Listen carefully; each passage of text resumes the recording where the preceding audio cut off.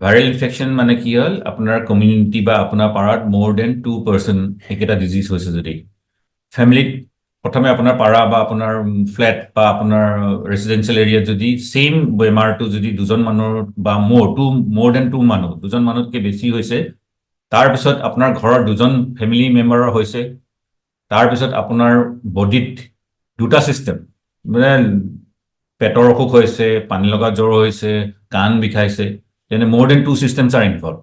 এতিয়া যেতিয়া আমি জানো যে কি এখন আমাৰ কমিউনিটিত, আমাৰ যেনিবা ৰেচিডেঞ্চিয়েল এৰিয়াত দুজনতকৈ বেছি, বা মোৰ ফেমিলি মেম্বাৰ বাপেকৰ হৈছে, বাচ্চাটো হৈছে, বা এনেকুৱা হৈছে যে কেইটা বেমাৰ হৈছে, পানী লগা জ্বৰ, লুজ মোশ্যন, বা মোৰ বডিত নাকৰ পানী লাগি আছে, কাণ বিষাইছে, বা লুজ মোশ্যন হৈছে, বা জ্বৰ হৈছে, দেৰ ইজ মোৰ দেন 2 চিষ্টেমছ আৰ ইনভলভ হৈছে, হয়নে?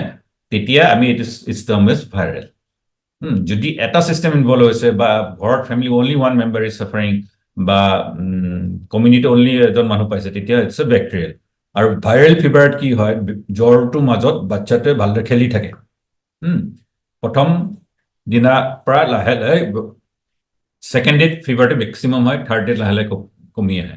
কাৰণ বেক্টেৰিয়েল ফিভাৰত মানে কণ্টিনিউৱাছ একেটা গতিতে ফিভাৰটো থাকে, মাজত ফিভাৰ ফ্ৰী ইণ্টাৰভেল, যিটো জ্বৰ নোহোৱা সময় নাথাকে, মানে একে লেঠাৰে জ্বৰটো হৈ থাকে, আৰু দিনে দিনে বেক্টেৰিয়েল ফিভাৰ জ্বৰটো বাঢ়ি যায়, কিন্তু বেক্টেৰিয়েল ভাইৰেল ফিভাৰত লাহে লাহে জ্বৰটো কমি যায়, third day fourth day maximum হয়, তাৰপিছত লাহে লাহে কমি যায়। ভাইৰেল ফিভাৰত এণ্টিবায়'টিকৰ কোনো ৰোল নাই, বেক্টেৰিয়েল ফিভাৰত আমি এণ্টিবায়'টিক দিব লাগিব পাৰে, যদি ইনফেকশ্যনৰ লেভেলটো চাই আমি।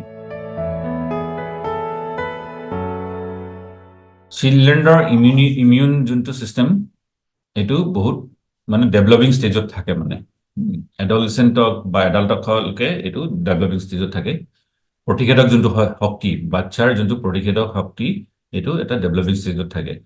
এতিয়া বেবী এটা যদি আমি এক্সক্লুচিভ ব্ৰেষ্ট ফিডিং, যদি আমি ছমাহ সম্পূৰ্ণ মাকৰ গাখীৰ খুৱাওঁ, এইকাৰণে আমি সদায় জোৰ দিওঁ কমচে কম ছমাহ, মানে মাকৰ গাখীৰ, টেমা গাখীৰ নহয়, বেবীটোক আমি নিজৰ প্ৰতিষেধক উৎপন্ন কৰিবলৈ আমি মাকৰ ব্ৰেষ্ট মিল্কত কিছুমান প্ৰতিষেধক পায়, ইমিউনোগ্লোবিন পায়, এণ্টিবডিজ পায়, এই বস্তুখিনি যদি আমি ব্ৰেষ্ট মিল্ক যদি জুডিচিয়াছলি আমি যদি ছমাহ সম্পূৰ্ণ কৰোঁ, সাধাৰণতে আমি ব্ৰেষ্ট মিল্ক 2 বছৰ বা 3 বছৰলৈ কণ্টিনিউ কৰোঁ, ছমাহত আমি এক্সট্ৰা ফিড বা কমপ্লিমেণ্টাৰী ফিডিং বা কিবা আমি এড কৰোঁ, যেনেকৈ পিঠাগুড়ি হওক, চুজি হওক, কিন্তু আমি মাকৰ গাখীৰটো কমচে কম 2 বছৰ বা 3 বছৰ একে লেঠাৰে খুৱাব লাগে, ছমাহৰ পিছতহে আমি বেলেগ বস্তু এড কৰিব লাগে।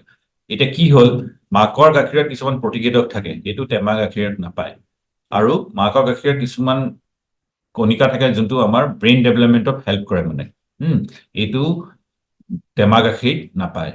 যদি যিসকল শিশুৱে অকল টেমা গাখীৰ খুৱাই তেওঁলোক মোটা দেখিব পাৰে, পৰন্তু ইমিউনিটি নিজৰ প্ৰতিষেধক বা নিজৰ ব্ৰেইন ডেভেলপমেণ্টটো বাকী মানে কম টেমা গাখীৰ খোৱাৰ বাচ্চাখিনি। সেইকাৰণে আমি সদায় জোৰ দিওঁ মাকসকলক যে কি নিজৰ শিশুক কমেও ছমাহ একেবাৰে সম্পূৰ্ণ ব্ৰেষ্ট ফিডিং কৰিব লাগে, তাৰপিছত ছমাহৰ পিছত আমি গোটা আহাৰ আৰম্ভ কৰোঁ, আৰু 2 বছৰ বা 3 বছৰলৈকে ব্ৰেষ্ট ফিডিংটো কণ্টিনিউ কৰিব লাগে। আৰু 2 নম্বৰ কথা হ'ল, যেতিয়া আমি বাচ্চাবোৰ ভেকচিনৰ কথা আহে, ভেকচিন যেনেকৈ আমাক গভৰ্ণমেণ্টে দিছে বা ইণ্ডিয়ান একাডেমি অফ পেডিয়াট্ৰিক্সৰ যোনখন চিডিউল, সেইমতে আমি যদি ভেকচিনবোৰ দিওঁ, যোনবোৰ কয় টিকা বা চিটাবোৰ যদি আমি দিওঁ, এই চিটাবোৰে মানে বেবী বাচ্চাবোৰৰ প্ৰতিষেধক উৎপন্ন কৰে, মানে এটা এণ্টিবডিজ বা যোনটো প্ৰতিষেধক বুলি কয়, এই ভেকচিন দিয়াৰ লগে লগে বাচ্চাৰ এই প্ৰতিষেধকখিনি উৎপন্ন হয়। এইকাৰণে কিছুমান যিবোৰ বাচ্চাই মানে ভেকচিন ভালদৰে সম্পূৰ্ণভাৱে লৈছে, তেওঁলোকৰ প্ৰতিষেধক শক্তি ভাল। এইকাৰণে আমি 2টা বস্তু জোৰ দিওঁ, এটা হ'ল ব্ৰেষ্ট ফিডিং আৰু এটা হ'ল ভেকচিন লোৱা। যদি বাচ্চাটো প্ৰতিষেধক শক্তি যদি বেছি ভাল আছে, তেতিয়াহ'লে এই বেমাৰটোৰ পৰা আহিব লাগিব। সাধাৰণতে এতিয়া আমি মিজেলছ হওক, মামছ হওক, এইবোৰ ভাইৰেল ইনফেকশ্যন, এইখিনি ভাইৰেল ইনফেকশ্যন। আৰু আগতে আমি মন কৰিছিলে নাই, আগতে আমি যেতিয়া মিজেলছ হওক বা চিকেন পক্সে হওক বা মামছে হওক 21 দিন আমাক ৰেষ্ট দিছিলে, 21 দিন। সেইকাৰণে যিকোনো এটা ভাইৰেল হেৰি কমপ্লিটলি হিল হ'বলৈ মিনিমাম 14 to 21 ডেজ লাগে। সেইকাৰণে আগতে যেতিয়া মামছ হৈছিলে বা চিকেন পক্সে হৈছিলে বা স্কিনৰ যিকোনো ইনফেকশ্যনে হওক, ভাইৰেল ৰিলেটেড ইনফেকশ্যন হওক, তেতিয়া আমি 14 to 21 ডেজ ৰেষ্ট দিছিলোঁ। এই ৰেষ্টত মানে কি বাচ্চাটোৱে নিজে নিজে নিজৰ প্ৰটেক্টিভ যোনটো প্ৰতিষেধক শক্তিখিনি হেৰি হওক, ঘৰত থাকোঁতে নিউট্ৰিচিয়াছ ডায়েট পায়, ৰেষ্টত থাকে, ফিজিকেল এক্টিভিটি কম হৈ থাকে, সেইকাৰণে নিজে নিজে ইমিউন বুষ্ট হয়। ইমিউনটো বুষ্টিং হোৱাৰ লগে লগে এই বেমাৰৰ এগেইনষ্টে হেৰি হ'ব পাৰে। ভাইৰেল সাধাৰণতে আজিকালি আমাৰ গভৰ্ণমেণ্টে ভেকচিনেশ্যন চিডিউলত ৰোটা ভাইৰাছটো দিয়া হয়। ইণ্ডিয়াত সাধাৰণতে লুজ মোশ্যনটো এটা ভাইৰেল ইনফেকশ্যন বুলিহে হেৰি হয় বাচ্চাৰ ক্ষেত্ৰত। সেইকাৰণে ৰোটা ভাইৰাছ ভেকচিনটো আজি গভৰ্ণমেণ্টে আমাৰ বাচ্চাবোৰক দিবলৈ ৰুটিন ইমিউনাইজেশ্যন চিডিউলত আছে।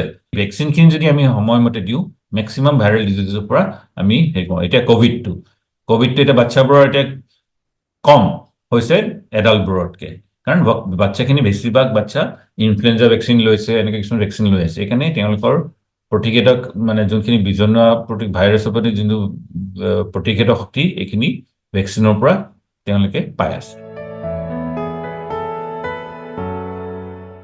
There should be a bonding, মাক আৰু বাচ্চাটোৰ মাজত বণ্ডিংটো হ'ব লাগে। যেতিয়া ডেলিভাৰী হ'ল, আগতে এটা নিয়ম আছিলে 21 days বা 21 দিন চোৱা লাগে বুলি কয়, হয় নাই?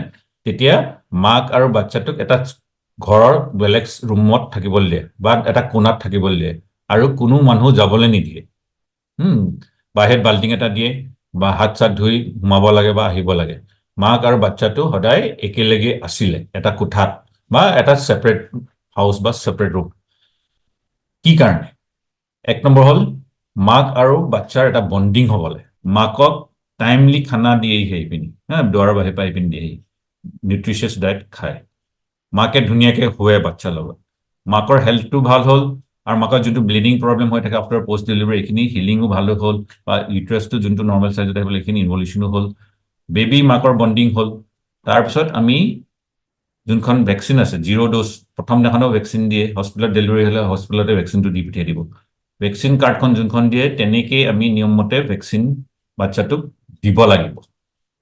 এনেকৈ বাচ্চাটো ডাঙৰ হ'ল, 6 মাহত আহিলে, 6 মাহত আমি গোটা আহাৰ আৰম্ভ কৰিব লাগিব। বয়স অনুযায়ী তেনেকৈ গোটা আহাৰ আপোনাৰ চিকিৎসক হওক, আপোনাৰ নাৰ্ছিং ষ্টাফেই হওক, তেওঁলোকে জানে 6 মাহৰ পিছত কি খুৱাব লাগিব। ঘৰৰ থলুৱা আহাৰ হ'লে ভাল। যদি কিবা কাৰণত নোপোৱা হয়, তেনেহে চিকিৎসকৰ পৰামৰ্শ লৈ আপুনি কোনটো কি খুৱাব এইটো তেখেতসকলে দিব, বা ডায়েটিচিয়ানেও আজিকালি মেজৰ চিটিবোৰ ডায়েটিচিয়ান থাকে, এইবোৰ বেছি কনফিউজড হ'ব নালাগে। যোনখিনি আমাৰ আইতাসকলে শিকাইছিলে বা হেৰি থলুৱা আহাৰ বাচ্চাটো হজম কৰিব পৰাকৈ তেনেকৈ বয়স অনুযায়ী দিলে।